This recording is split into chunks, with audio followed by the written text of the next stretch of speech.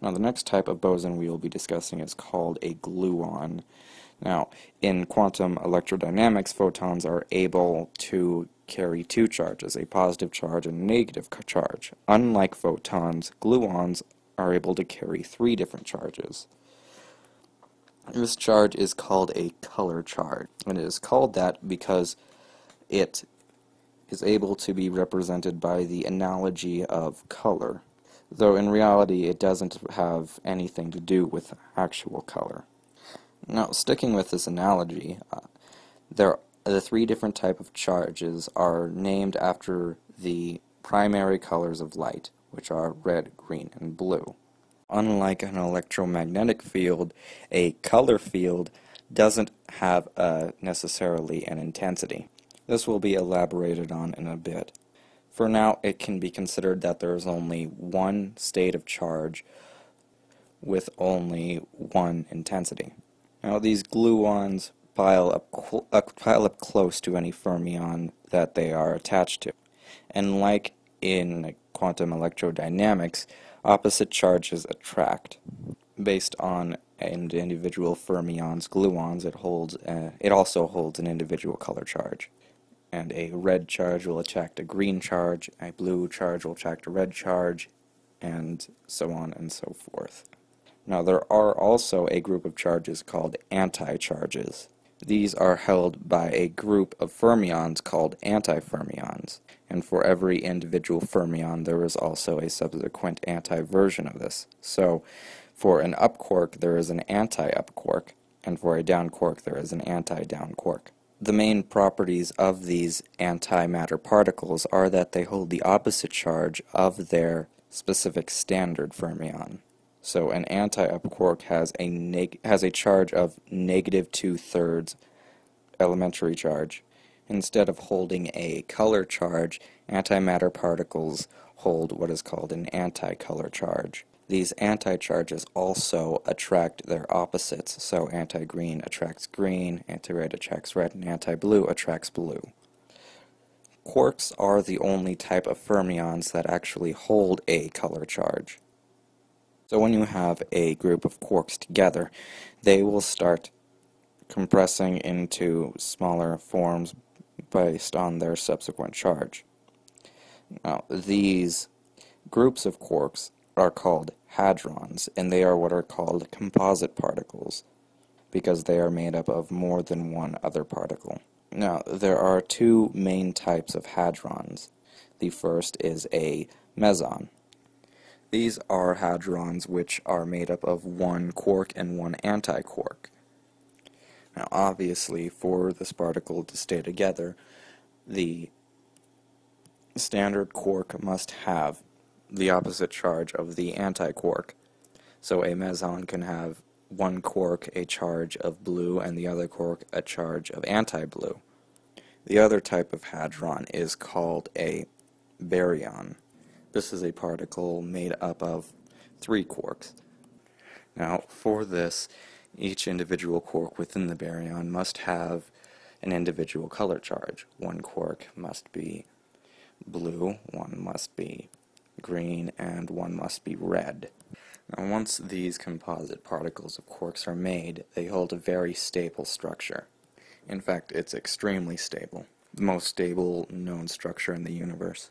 Now, this is because an interesting property of gluons that photons do not hold. Gluons interact with other gluons, and over larger volumes there's actually more space for gluons to hold.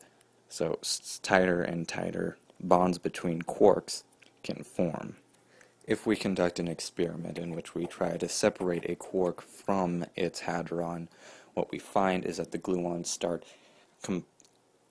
piling on one another, and as the quark gets farther and farther away from its other companion quarks, the bond between them gets larger and larger. This is why it was said earlier that it only has one relative intensity. A hadron, when left alone, has a strong charge that doesn't really change.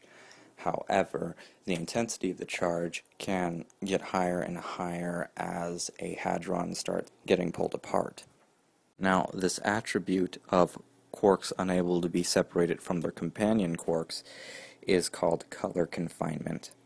Now, if we keep going on with our experiment trying to separate out a hadron, what we find is that the gluons compile more and more until the point in which form a pair of new quarks. Now, because the gluons will share the color charge with the quark that is trying to be separated from the hadron, these new quarks that are formed are going to mirror that quark.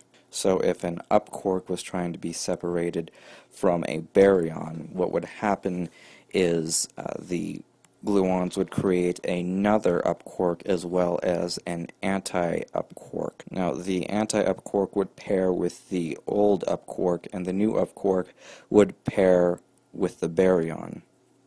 This particle pairing event would create a meson and a baryon. Now, if we continue to add more and more energy, what would happen is we would create more and more mesons. This phenomenon is known as a hadron jet. Now, if we look back onto a standard and stable baryon, what we see is that color charges are very dynamical. What this means is that a color charge can transfer from one quark to another. This is done by a quark containing its color charge into a single gluon. Now, an individual gluon can hold two different color charges, and it can be anything. It could be a blue and an anti-red charge, a green and an anti-blue charge, etc. Now, a quark having many gluons attached to it holds many charges, but most of these charges are neutralized by a gluon having an equivalent anti-charge. And that singular gluon that the quark holds that isn't neutralized by another charge is what determines the charge of the quark. Now, when an individual quark sends out a gluon, it sends out one of its charges and one of its anti-charges. If we had, say, an red-charged quark that sent out a gluon with a red charge and an anti-green charge, it would lose its red charge as well as the component which neutralizes its green charge. So the quark's charge would be turned into a green charge, and this gluon would be transferred into another quark. If the quark that receives this gluon has a green charge, then the anti-green charge of the gluon would neutralize the green charge of the quark, and now it would have an extra red charge, so the quark would now have a red charge. Interactions like these happen all over a hadron.